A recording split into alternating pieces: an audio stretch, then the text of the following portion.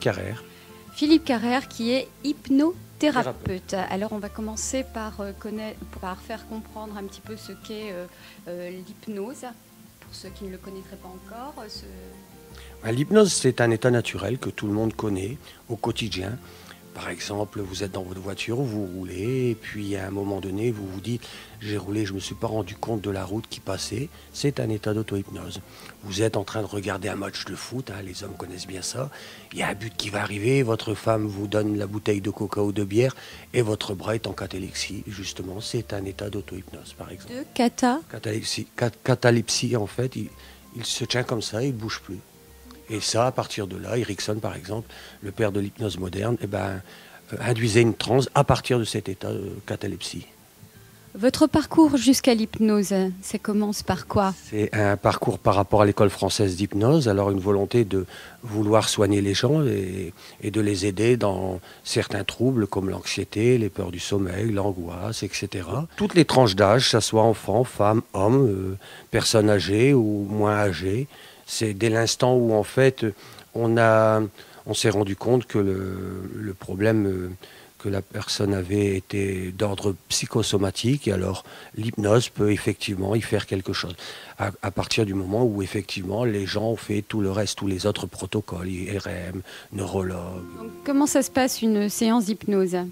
En fait, elle se passe en 3 temps. La première, c'est l'anamnèse. Alors, une anamnèse, c'est tout simplement le fait que je prenne contact avec la personne en face de moi, de son écologie de pensée, comprendre le problème. Son écologie de pensée, expliquez-nous. Si par exemple, elle fait partie des classes ouvrières, si c'est un cadre supérieur, si c'est un médecin, etc.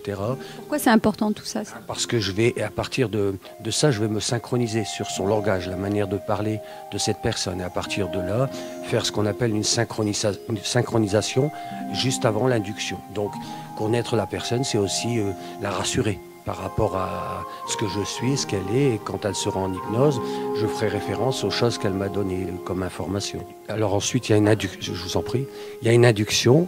Une fois qu'on a induit la personne en état d'hypnose, eh bien on va, à travers des métaphores, à la manière d'Erickson, des métaphores naturalistes ou des métaphores beaucoup plus directes, eh bien aller travailler le problème pour lequel elle est venue, alors que ce soit l'asthme, phobie, scolie. D'ailleurs, des propositions m'ont été faites par rapport à la chirurgie dentaire, par exemple, pour quand les enfants ont peur ou de la piqûre ou ceci ou cela. Voilà. Pour certains mots, je suppose qu'on ne vient pas vous voir qu'une seule fois. En général, non. En général, la première séance n'est jamais une hypnose. Parce que si vous faites une hypnose à une personne qui vient pour la première fois, elle ne reviendra plus. Il faut d'abord faire une anamnèse et comprendre l'origine du problème. Donc cela, généralement, prend une séance. Si on a mis en place, eh bien, on peut tout d'un coup le défaire. C'est un peu comme le poème de Prévert. Ces barreaux, ses propres barreaux, et on peut aussi les effacer de cette manière en comprenant comment fonctionne ça. Donc il faut avoir une connaissance de la PNL, par exemple la programmation neurolinguistique, pour savoir que, par exemple, l'inconscient ne retient pas le ne pas. Donc des gens qui viennent me voir et qui parlent d'arrêter de fumer, eh bien je dis vous pouvez ne pas cesser de fumer.